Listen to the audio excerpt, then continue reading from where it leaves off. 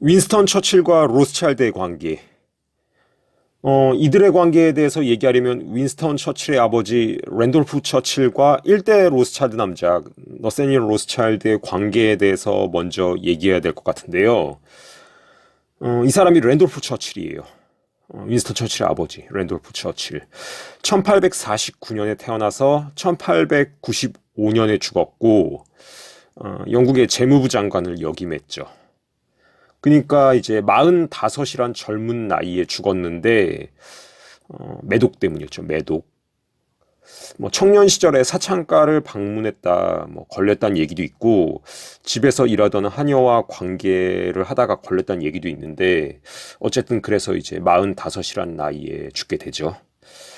근데 이 랜돌프 처칠은 1대 로스차일드 남작이었던 너세니얼 메이어 로스차일드, 이 너세니얼 메이어 로스차일드랑 친구 사이였어요. 친구 사이였고, 이 로스차일드 가문으로부터 상당한 액수의 대출도 받았는데, 대출을 받은 이유는 1892년 남아프리카에서 금광을 탐사하는 원정대에 자금을 투자하기 위해서였어요. 대출받은 액수는 4천 파운드였고 나중에 추가로 6,500 파운드를 또 대출을 받아요.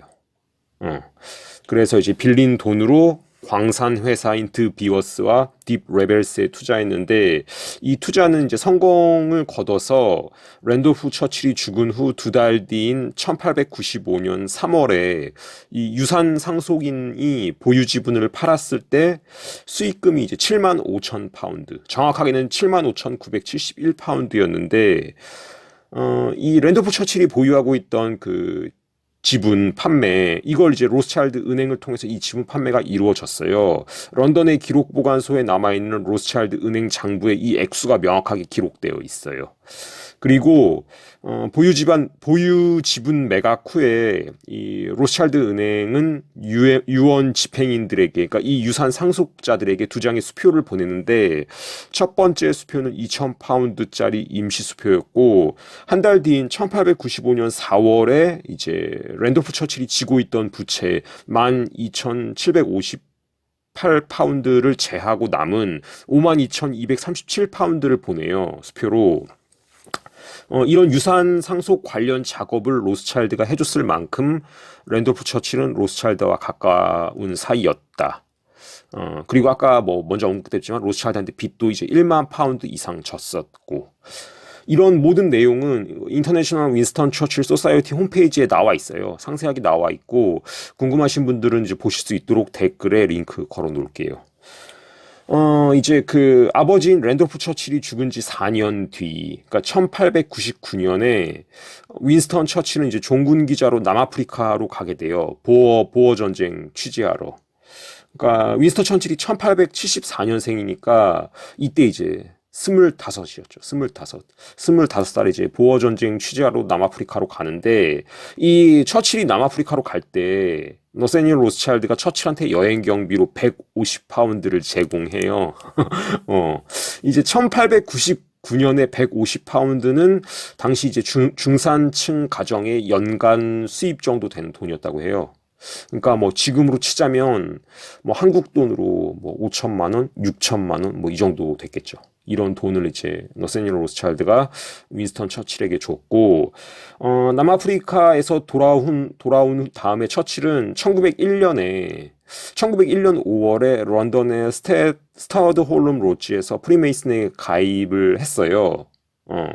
그리고 9달 뒤인 1902년 3월 5일에 마스터 메이슨으로 승급했고 뭐 윈스턴 처칠이 프리메이슨이란 사실은 뭐 제가 근거를 링크 안 걸어도 그냥 여러분이 뭐 영미권 그 포털 사이트 들어가서 윈스턴 처칠 프리메이슨 검색하면 쫙 나와요 내용이. 뭐 처칠은 알려진 프리메이슨이고 이렇게 이제 27살에 프리메이슨에 가입했고 이거 말고도 그 처칠은 그 Ancient Order of Druid에도 가입했어요. 이 약자로 이제 AOD인데 뭐 한글로 번역하면 뭐 고대 드루이드 기사단 이라고 해야 되나? 뭐 그냥 간단하게 드루이드 기사단이라고 할게요. 뭐 여기도 가입했는데 이 사진이 1908년 8월에 처칠이 이제 드루이드 기사단의 알비온 로지에 입회하는 모습이에요. 그 처칠이 드루이드 예복을 입은 사람들 사이에 둘러싸여 있는 거 보이시죠? 음. 뭐 아시겠지만 드루이드는 켈트족의 토착 신앙의 사제 계급이었죠. 드루이드. 드루이드가 언급되는 가장 초창기 기록은 기원전 4세기 정도. 이 기원전 4세기 정도의 기록부터 드루이드에 대한 언급이 나오고 기원전 50년 정도에 이제 카이사르가 쓴 갈리아 원정기에 꽤 길게 소개되죠. 드루이드에 대해서. 이 갈리아 원정기에서 카이사르는 드루이드에 대해서 켈트족의 가장 중요한 계급으로 갈리아, 브리타니아에서 예배, 희생제사, 점술 등을 담당하는 계급이었다. 뭐 이제 이런 식으로 얘기를 해요. 그리고 이제 드루이드가 되는 가르침을 받기 위해서는 20년 정도 걸렸고 순전히 구전으로, 그러니까 입에서 입으로 계승됐기 때문에 그들의 교리는 문서 형태로 남아있지 않다. 그 밖에 뭐 드루이드는 인신제사를 했는데 도둑을 비롯한 범죄자들을 주로 산제물로 바쳤고 잡혀있는 범죄자가 없을 경우에는 무고한 사람도 제물로 바쳤다. 뭐 이런 식으로 또 이제 언급을 해요.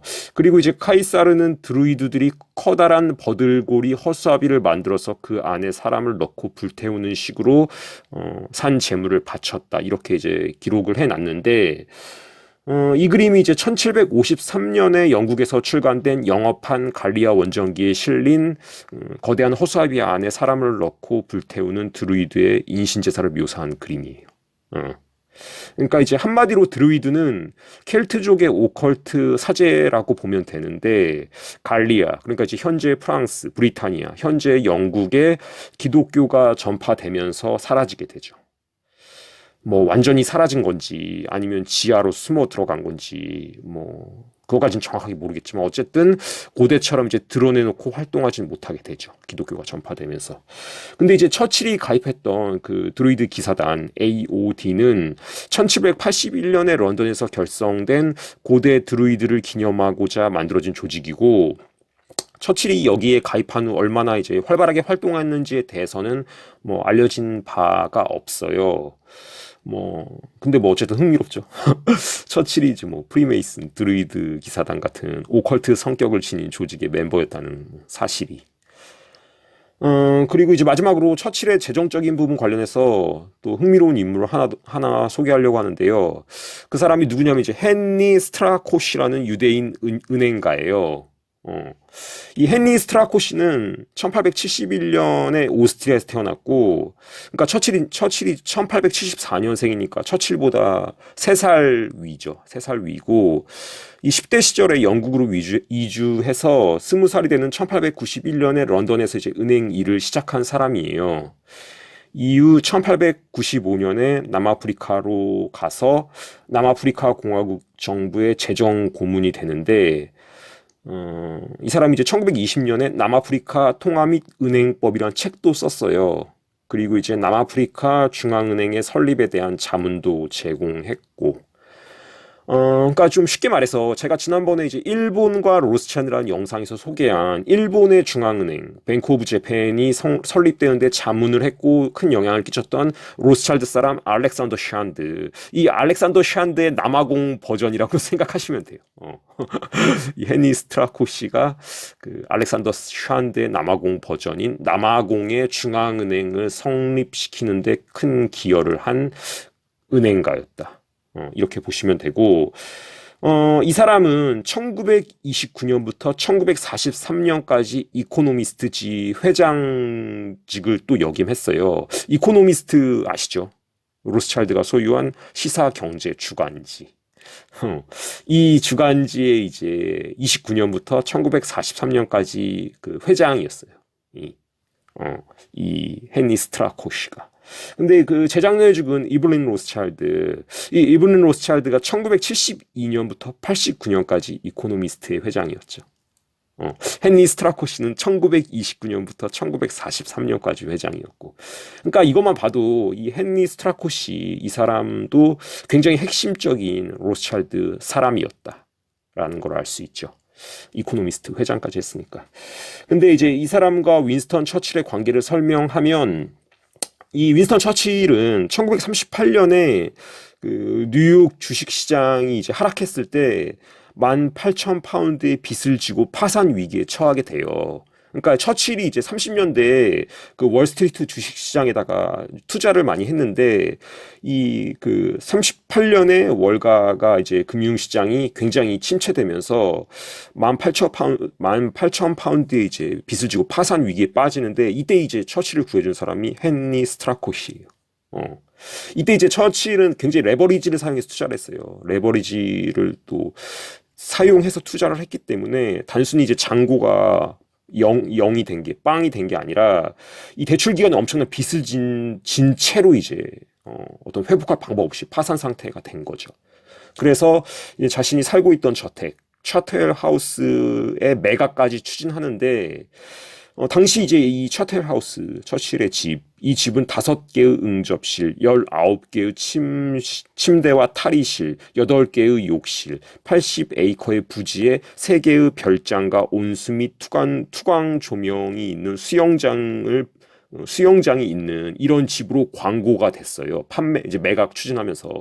그러니까 꽤나 절박한 상황이었던 거죠. 집까지 팔았어야 되니까, 저택까지 팔았어야 되니까. 그런데 이때 이제 헨리 스트라코시가 처칠이 큰 손실을 입은 주식의 포트폴리오를 자기가 3년 동안 인수하고 그것 이외에 상당한 관련 부채를 상환하는 데 도움을 주겠다. 이렇게 나서요. 헨리 스트라코시가. 그래서 처칠은 차텔 하우스의 매각을 철회하고 그러니까 처칠로서는 상당히 심각한 재정적 위기에서 큰 도움을 받은 거죠. 근데 더 재밌는 건 이 헨리 스트라코시가 1943년에 죽는데 이 사람이 남긴 유언장에서 처칠한테 2만 파운드를 유산으로 남겨요. 처칠한테. 근데 이제 처칠이 이 사람한테 도움받은 액수가 대략 2만 파운드예요. 그러니까 빚진 게 2만 파운드인데 2만 파운드를 처칠에게 유산으로 남긴다. 이렇게 유서에 씀으로써 이 빚이 그러니까 채무 채권 관계가 완전히 청산되게 된 거죠. 이렇게 윈스턴 처칠은 본인은 말할 것도 없고 아버지 랜돌프 처칠 때부터 로스차일드와 로스차일드 측근들을 통해서 상당히 큰 재정적 도움을 받았다.